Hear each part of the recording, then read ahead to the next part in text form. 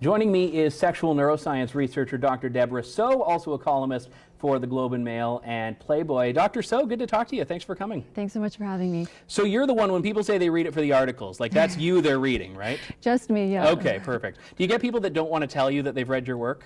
Not so much. Okay, I find good. more so people, they read it and they say, oh wow, you know, I didn't know. But Playboy's had a long history of having amazing journalism. Yeah.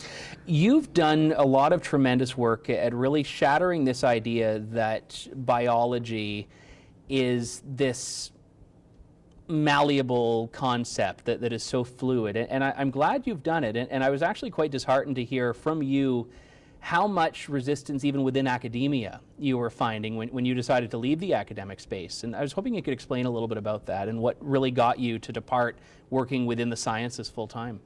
Yeah, so I finished my PhD last year. I loved being a researcher. I will always love research, but I found that the climate has definitely changed to the point now where you really can't pursue any sort of meaningful research. You have to worry more about how the public is going to respond to what you find.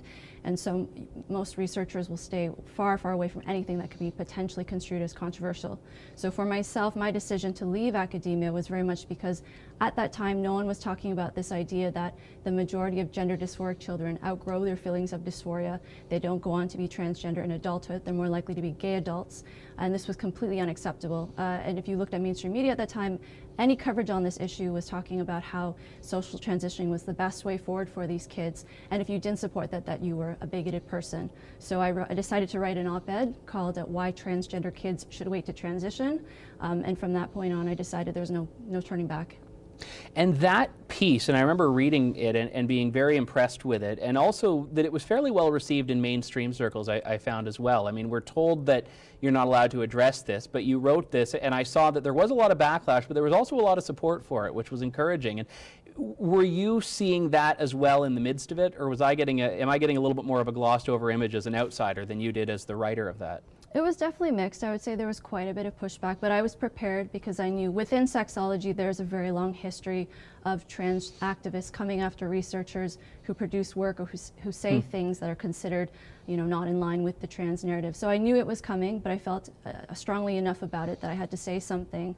But I think, looking back, I have no regrets. It does make such a huge difference when people do reach out and say to you, thank you for saying that. Usually people have a sense of relief because they think, you know, I've been thinking these things, or I thought that was the case. I mean, something like biological sex and how there are differences between men and women. I can't imagine going through life and being told these things and feeling that being told there are no differences, but knowing that's not quite right and not having anyone to talk to about that. So.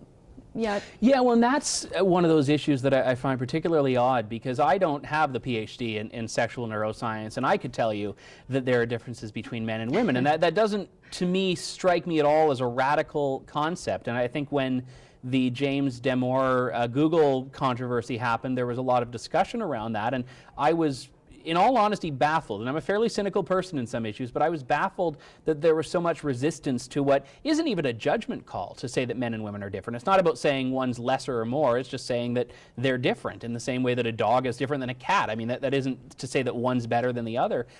Is that pushback coming from within the science community, or is it coming from people looking into the science community? It's from both. I never thought I would see, say, neuroscientific research being published showing that there are no differences in the brain between men and women. I mean, within the field, everybody knows that's not true. But there was one study that came out a couple of years ago showing that that is what I would say that did a lot of damage in terms of people's understanding about sex differences. Because that study got so much media coverage, and everyone that believes there are no differences between men and women, or who say that there are no differences, or that gender is a social construct, they point to that study and say, well, there's the proof. But my colleagues, a group of them, reanalyzed the exact same brain data from that study and found that you could, in fact, tell the difference between male and female brains. So it's unfortunate because the media didn't cover that second study. And that's looking at the same study, looking at the same data. Exact same. And if another group of researchers took another collection of brain data that was actually higher resolution, so it's higher quality, and they found that you could tell on average about 90% of the time whether a brain was male or female. So it's not accurate to say there are no differences. But that first study that came out that suggested that these brains exist along a mosaic and there are no differences, because it's politically correct and because it sounds nice, that's why people like to promote it and to talk about it. I know there's always been a lot of concern that, you know, in areas like the arts and humanities and sociology and gender studies are all mired in this political ideology. I think there were a lot of people that really wanted to believe that the STEMs, that science, technology, engineering, mathematics, were that last bastion of black and white. That isn't the case at all, you're describing it. And is there a point at which things went wrong, or has this been a really gradual shift? It's been gradual, but I've definitely been seeing it more in the last 5 years. I think part of the problem is that academics who know better will keep their head down because they don't want to rock the boat, and understandably so. I mean, it's not fun to be mobbed, and nowadays, even if you do have tenure, you risk losing your job if you say things on social media or if you produce research that the public doesn't like. So I really think the only way that things are going to change is when academics do start speaking out, but I'm not sure at what point that's going to be.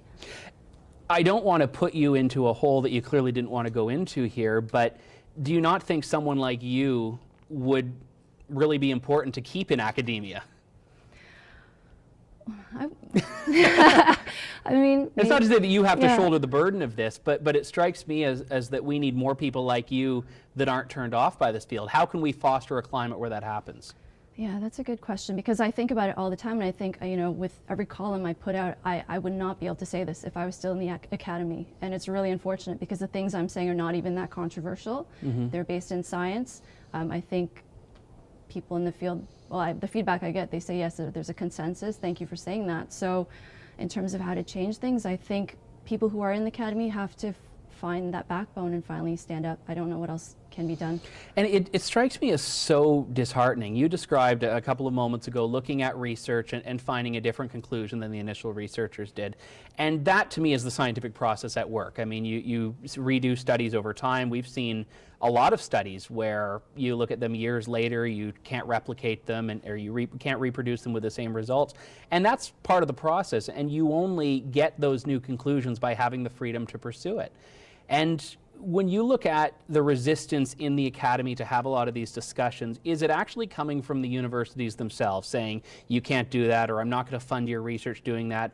Or is it this more self-imposed censorship where people feel like there's a culture that doesn't permit it? I would say both. I think funding agencies, I would like to believe that they're objective, but I think that nowadays, it's possible that they prioritize subjects or areas of research that are going or specific to be, conclusions. that are going to be socially palatable, because otherwise when the public gets upset and says, who funded this, it's going to come back to them. So that's one problem I would say within the academy as well, or in particular institutions. I know some institutions, academics aren't allowed to engage with the media without getting permission first. So that's another barrier that you would need to go through. So I think people just eventually say, well, why am I going to put myself in that situation and create all these problems for myself? You asked for permission to sit down with me, right?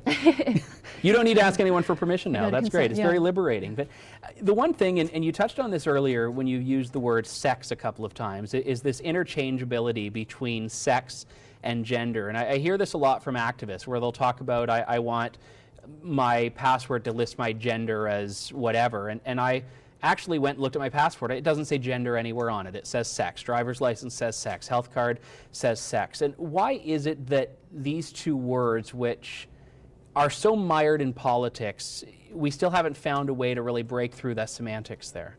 I think it's intentional. Yeah, I think part of it is that people find the word sex uncomfortable to say, so that could be part of it. But I think too, for those who know what they're doing, they intentionally use the word gender in place of sex, because sex is based in biology. You can't really deny biological fact. I mean, people try to, but it's a little bit more difficult to argue about biological sex than it is gender, even though gender for 99% of us is identical to biological sex. So I think that's part of it. If you use the word gender, it's somewhat removed, and so then people can argue that this is socially constructed, or that you can choose how you feel or who you are. And when you talk about the social constructs, the challenge is that we all know there is a subset of the population where their outward gender does not reflect their biological sex. Is there any scientific truth to this idea that we hear oftentimes in the more sociocultural space of being pangender, where your gender changes every day, or things like that? Or are these things that we even have any empirical research on? Not on the idea of gender fluidity or something like pansexuality or being pangender. Sorry, pansexuality is something different. It means if you're attracted to all genders, which is, essentially male and female and transgender people. But in terms of the fluidity aspect, it's not backed by science. But what I think people are referring to is this idea that, yes, we all are a combination of male and female traits. Nobody is 100% masculine or 100% feminine. So I don't think we need to throw out the categories of male and female to account for that. I think that's just a natural part of being human. When we look at the idea of children, and when I was younger, you'd have some girls who were tomboys and boys who, I don't know if there was a word for it, but tom girls, I suppose. But you'd have kids that were a little bit more of the opposite gender in some areas of the way that we conventionally view them. And the one thing I found knowing people in that space is that it was not reflective of anything other than a girl with conventionally masculine interests or a boy with conventionally feminine interests. The girls that like rough and tumble sports, the boys that like dolls. And is there a risk that these things, which used to be just a part of growing up, are now becoming clinicized in a way, where now parents are, well-meaning parents, thinking, oh my gosh, my girl is liking sports and playing in the dirt, maybe she's a boy. Is that a risk, or is that an overblown concern? Definitely, I think that's a risk. I think the nuance has been lost now, and parents are being told that they need to take their child's what they say at face value. So, I mean, children say all kinds of things, and especially young children, they don't have the vocabulary to say, I want to do things that the opposite sex does. So what they will often say, if you have, say, a little boy who wants to do things that girls do, he'll say, I am a girl. So now parents are being told by medical professionals that if your child says this, you must listen to them, you must affirm them. And as I mentioned, the majority of kids who, they may not even be gender dysphoric if they're gender atypical. They might just like to do things that the other sex does. But in the event that, say, they do experience a lot of distress about their sex, they're likely going to outgrow that by puberty anyway. And that's where we get into where you really started off in many respects, of this idea that children will sometimes go through these steps and it's not indicative of anything else that's going to be long lasting. So is the remedy to that to not do anything in the way of hormones, puberty blockers, any irreversible treatment or invasive treatment until they get to a certain age? Based on the research literature, waiting until puberty would be the best approach, because 60 to 90% across all studies that were done on this topic, the majority outgrow it. So I don't work with children, but my colleagues recommend the same thing. Nowadays it is so controversial to say anything like this, so clinicians really will just affirm right away. I've heard cases of clinicians, they haven't even met the child yet, and they'll say, we need to get your child on blockers right away, and I don't think that's appropriate. Are these people doing it because they genuinely believe that this is in the best interest of the children, in your view? I think some of them do. I think some of them maybe get caught up in that it is seen as progressive. They probably get a lot of good feedback and are told that they're open-minded. So I could see that being something that would encourage a person to continue on in that way. I think some others, in terms of the activists that are pushing it, they may or may not be aware that they're intentionally using children as pawns as part of a movement to gain greater political ground. And I do think transgender people deserve equal rights, they deserve dignity and respect. I don't think it's appropriate to use children as a means of obtaining that. No, and that's the problem. There was that one show out of the US, something about jazz, I Am Jazz or whatever, and it was a younger, I believe, biological boy who identified as a female and then as a teenager was going through things that will stay with you for the rest of your life as far as the treatment is concerned. And if this is, as the medical community seems to realize it, a diagnostic condition, I don't understand the celebration of it and the active encouragement of it. It's definitely being glamorized, and I think that's part of why children also, it's almost identical, the stories that these kids have when they come out. They spend a lot of time on YouTube or Tumblr, they're in their bedrooms looking at this.